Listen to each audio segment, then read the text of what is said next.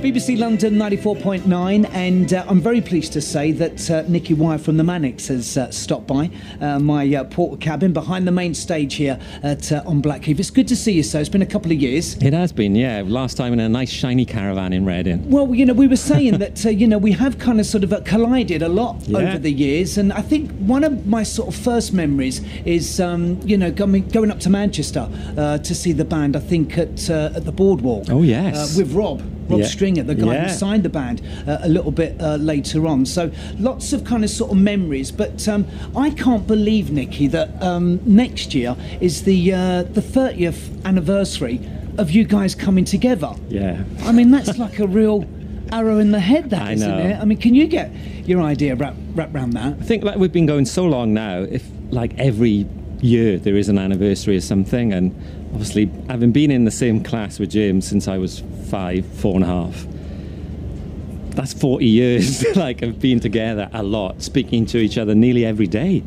So but do you need to sort of take time away from each other now, though? I mean, you know, so, you know, once there is a bit of a break, I mean, do you kind of sort of steer clear of each other, or are you sort of talking all the time? Yeah, we still talk. We don't go out socially because I don't go out. You know, neither does Sean. But yeah, you know, I still talk to James every day about music or sport or whatever. Yeah. But, you know, we don't go out socially, so to speak. I mean, it's social for us. Yeah. It's about as social as you're going to get me. Yeah, well, you're being very, very social, and I just need you to be social for another 5 minutes, and then you can go, because you've got a show to do. But just going right back to the, you know, to the very beginning, you know, these four kids who started this band in Blackwood, wasn't it? I think it was. Yeah. I mean, you know, what were the, you know, the hopes, you know, the dreams, the aspirations back then? What would have equaled success? They were severely deluded and somewhat insane, because we genuinely did believe that something great would happen. We talked ourselves into it as four kids in a bedroom. You know, the pathway seemed a lot easier then. It seemed like Cover Your Enemy, Top of the Pops. It's happened, and kind of was a bit like that for us. You know, we thought we looked great and we had something to say, and it's still hard work. But I don't know. You know, we weren't kind of sidetracked by endless digital versions of the same thing. It's certainly changed, that's for sure. Yeah. But looking back over, you know, those sort of like 30 years, and I'm sure that there's many, and of course, you know, there has been, you know, some downsides with that as well. But, you know, talking of the kind of positive, you know, what have been, you know, the moments when, you know, you look back and you think, you know what, this is why the four of us started this, and you know, want to do it. Yeah, I mean, too many really, but just initially Covers of the Enemy, and just 200 people turning up in Gurrock Bay or something, or Dundee or wherever, you know, they'd just been in the van together. They were glorious times around Motown Jack. Then playing at Reading, I remember doing Motorcycle Emptiness at Reading. It was the first time we ever played it, because me and Richey never learnt it, because it was hard for us in those days. And talking of festivals, in those days it was just one stage. Yeah. So it was just all the audience just watching every band, you know, and that's the moment where we thought we'd cracked it, really. I mean, you must have experienced, you know, a few, I mean, how can I put this, sort of, you know, interesting in inverted comma festivals as well. Maybe ones that have been impacted by, I don't know, the weather, or you know, being badly organised. I mean, you know, what's the most surreal festival that you've ever done? Just back then, I mean, supporting Rainbow in a car park in Frankfurt or Dusseldorf. Rainbow the band? Yeah, well, I loved the good version of Rainbow.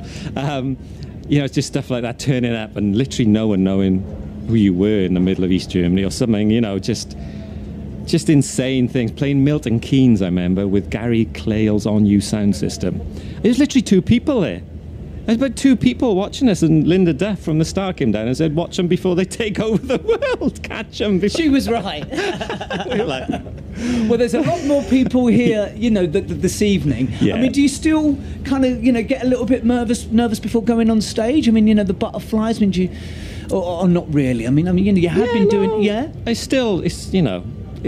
It's still got that edge. We're all 45, 46 now. Yeah. So, you know, your memory muscle's not quite what it was, actually. Tell me about it, yeah. So it does... Yeah, the nerves are still there, because literally, you know, you want to be better as you get older as well, and then you're worrying whether your knee's going to go or your back's going to go, and you know. And I hope they hold up this evening, Nicky. It's been a while since I've seen the band, so I don't want to see the back put out. Well, no, we are really a physical. Nothing's much changed really, apart from getting a bit better, and obviously Richey not being with us.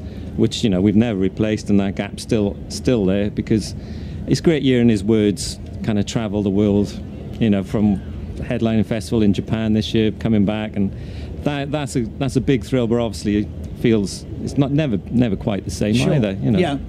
And talking of you know, touring this year as well, you've been you know, performing the Holy Bible album as well. So tell us, you know, where you've been and you know, the kind of reaction you've been getting, and was it easy doing it as well? It is the hardest record in our canon.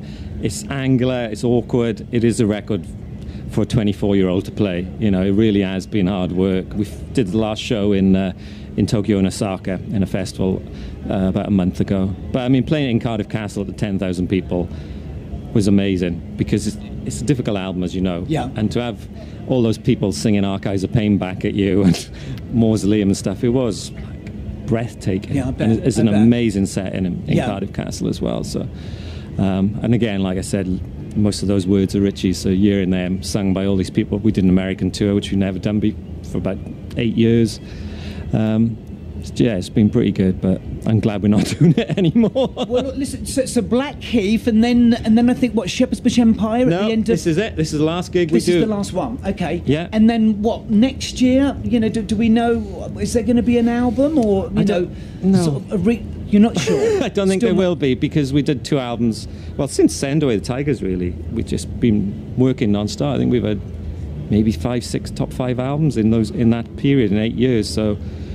You know, it is 20 years since Everything Must Go next year, so there is a bit in this that might be do a few Everything Must Go shows. We just need a bit of breathing space to recharge the grey matter in terms of a new record. Yeah, and shake things up as well. We do, because Futurology was great. It went in #2, and it's a real fan's favourite, the last album. But you know, we can't make that again. So, you know, it's so hard out there. Well, I very nearly wanted to play Futurology, the title track, but I'm going to end this so, you know, we can let you go and get ready with, you know, one of my favourite singles from Know Your Enemy. So I want to play So Why So Sad. Oh, beautiful. It is. It's lovely. You know, very kind of Spectre-ish and, you know, very Beach Boys as well. Yeah. I mean, any kind of memories of the writing or recording of this one, Nicky? Yeah, a lot, because we were in Spain, up in the mountains by Porto Banús, in Trevor Murray's studio, a famous old session drummer. And the weather, it was a great session. We were a bit lazy, if I'm being honest with you. Swimming pool, eating, drinking, watching The Sopranos. But you know, I remember James just having, you know, his Beach Boys kind of love really coming to the fore, and it's a very restrained record for us. You know, we are prone to quite a lot of anger and shouting, but this one is just a delicate lyric.